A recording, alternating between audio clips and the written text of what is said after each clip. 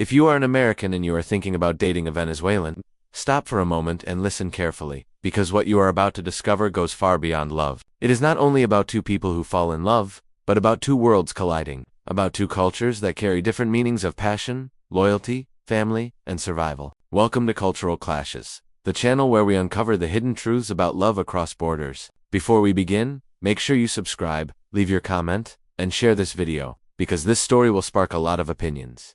Dating a Venezuelan may look like the most exciting adventure of your life. Venezuelans are known for their warmth, their charm, and their ability to make any interaction feel alive. They are expressive, passionate, and magnetic. For an American used to a colder, more individualistic society, this intensity can feel intoxicating at first. It is like stepping into a carnival of emotions. But behind this fire, there is a reality shaped by culture, tradition, and even economic hardship that can transform romance into a battlefield. Many Americans who enter these relationships expecting joy and adventure find themselves shocked by the storms that follow. Imagine Brian, a 33-year-old American from Seattle. He grew up in a culture where independence is everything. His idea of a relationship is two people choosing each other freely, balancing love with personal freedom. Then he meets Carolina, a 29-year-old Venezuelan from Caracas. She is vibrant, expressive, and full of energy. To Brian, she feels like sunshine on a cloudy day, a woman who can bring excitement into every corner of his life. For Carolina, Brian feels like stability, a safe harbor in a world that often feels uncertain. At first, they are fascinated with each other, but soon, their differences begin to surface, and the cultural clash becomes unavoidable.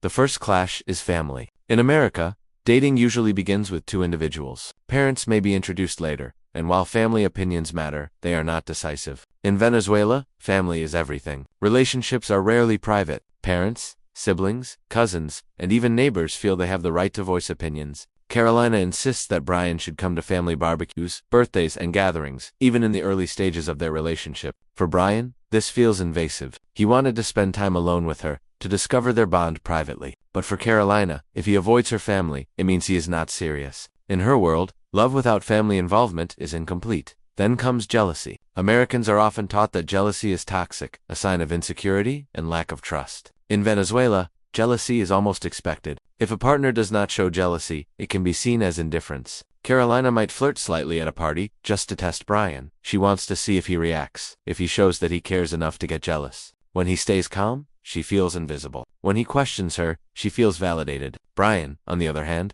sees this behavior as childish. To him, love should be built on trust, not on emotional games. What he sees as immaturity, she sees as passion. The expressiveness of Venezuelans creates another cultural collision. In the United States, many people value composure, calm conversations, and personal space. In Venezuela, communication is loud, emotional, and physical. Carolina raises her voice, gestures with her hands, and expresses feelings with intensity. For Brian, this feels like drama. For Carolina, it feels like honesty. Silence, for her, is suspicious. For him, silence is peace. Their emotional languages clash daily, and both feel misunderstood. Even in daily life, their differences are impossible to ignore. Brian is used to planning his days in advance, making schedules, and sticking to them. Carolina lives for the moment. She decides to go to the beach with friends the night before, organizes a party without warning, or changes plans at the last second. For her, spontaneity is joy. For him, it is chaos. He calls her irresponsible. She calls him boring. The more they try to adapt, the more their values collide. Money adds another layer of conflict. In America, financial independence is a sign of maturity. Couples often split bills,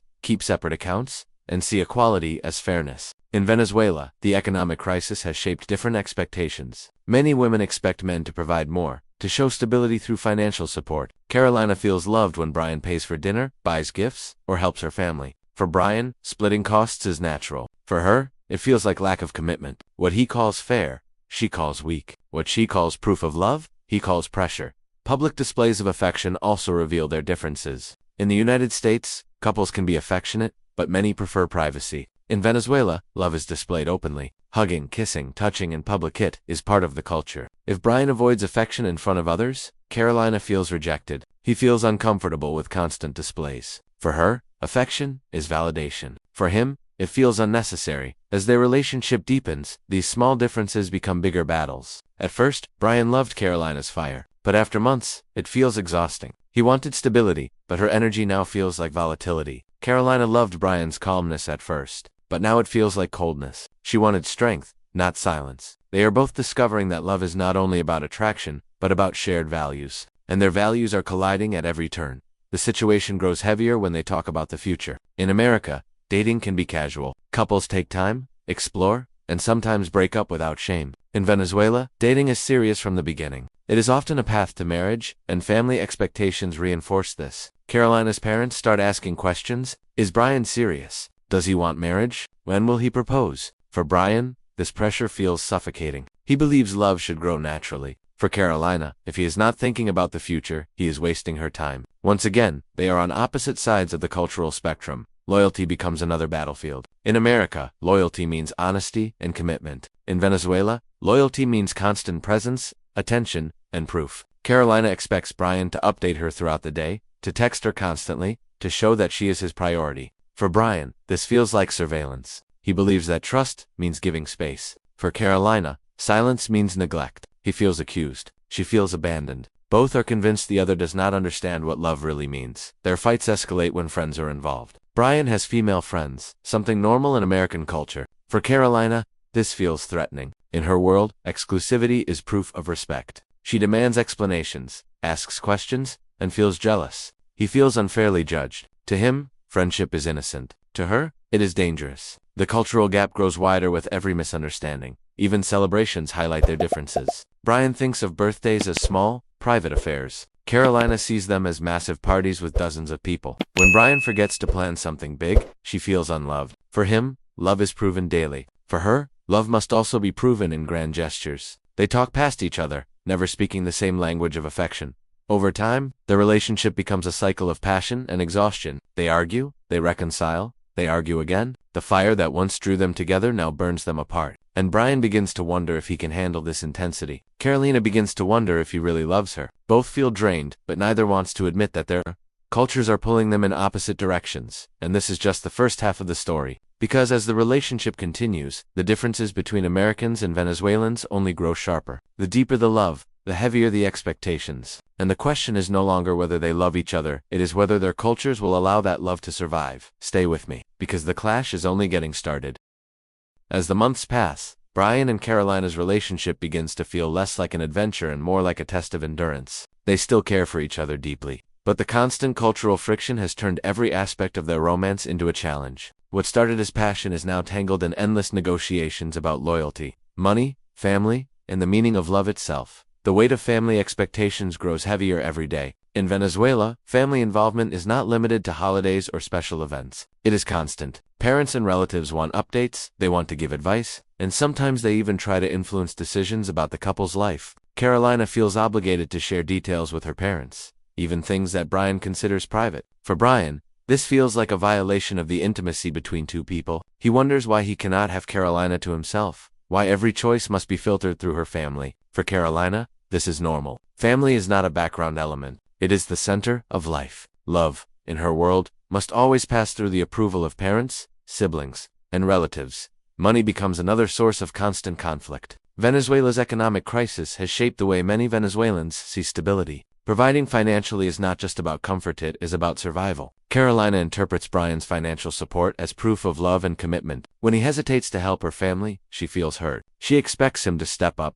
to show generosity. For Brian, this pressure feels unfair. He grew up believing in equality, in shared responsibilities, in independence. When he suggests splitting expenses, she feels disappointed. To her, a man's strength is measured in how much he provides. To him, fairness is measured by balance. Neither can see the other's perspective without feeling judged. The difference in emotional expression intensifies their struggles. Arguments in America are often resolved with calm discussions, compromises, and agreements. In Venezuela, arguments are passionate, emotional, and sometimes explosive. Carolina raises her voice, cries, and demands attention. For her, this intensity is proof that she cares. For Brian, it feels like chaos. He prefers calm reasoning, which makes her feel ignored. When he stays silent, she feels abandoned. When she demands passion, he feels overwhelmed. Their love languages, so different, constantly clash in moments of conflict.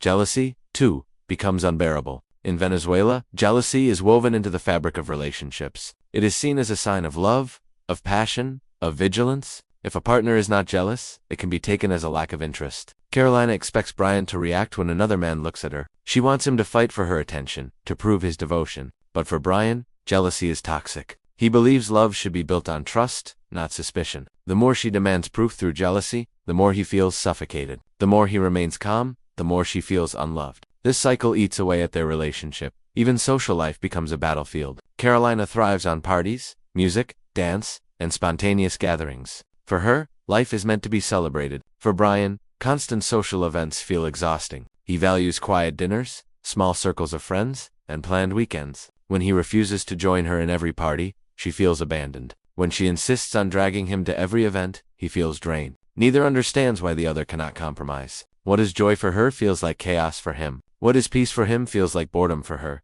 Religion and tradition add yet another layer of complexity. While Brian sees religion as personal, something private and optional, Carolina's family expects shared traditions, prayers, and respect for cultural rituals. When Brian resists, they see it as disrespect. Carolina feels torn between her partner and her family. She wants him to adapt, but he resists. For him, love should not demand surrendering identity. For her, love should mean embracing each other's culture. The more he resists, the more she feels he does not truly love her. The deeper they go, the more the relationship begins to suffocate under these differences. Brian feels like he is being asked to give up freedom, privacy, and independence. Carolina feels like she is being asked to give up passion, loyalty, and family. Both feel they are losing themselves. One night, after yet another fight about jealousy, they sit in silence. Carolina accuses Brian of not caring enough, of being too distant. Brian accuses Carolina of being controlling, of turning love into constant surveillance. The truth is that both are right, but in their own cultural lenses. She grew up believing love must be proven through fire. He grew up believing love must be proven through trust. Neither way is wrong, but together, they are incompatible. This is the reality for many Americans who date Venezuelans. At first, the passion is intoxicating. The warmth, the energy, the intensity, it all feels irresistible. But with time, the very traits that attract them become the reasons for conflict. Americans expect independence, calmness, and equality. Venezuelans expect devotion, passion, and sacrifice. The gap is simply too wide for most couples to bridge. Yet not all stories end in disaster. Some Americans learn to adapt, to embrace the fire without losing themselves. Some Venezuelans learn to balance their intensity with patience. These couples survive by building bridges, by translating love languages, by compromising without resentment. But it requires extraordinary effort, and most people are not ready for that level of work. For most, the relationship ends not because they stop loving each other, but because love alone is not enough to overcome cultural weight. Love is not just about attraction. It is about shared values, shared expectations, and shared definitions of what it means to be together. And when those definitions collide, love becomes war. So, should Americans date Venezuelans? Only if they are ready to embrace intensity like they never have before. Only if they are prepared to sacrifice independence for devotion, calmness for fire, and equality for tradition. Because in Venezuela, love is not light. It is heavy. It is demanding. It is consuming. For some, that fire is worth it. For others, it is too much to handle. And that is the truth. Dating a Venezuelan is not just romance, it is survival, loyalty, and chaos woven together. And unless you are ready to live in that storm, maybe you should not step into it at all. So what do you think? Would you survive dating a Venezuelan? Or would you burn out before the love could last? Leave your thoughts in the comments, subscribe to Cultural Clashes, and share this story. Because when cultures collide, love is never simple, it is a battlefield disguised as romance.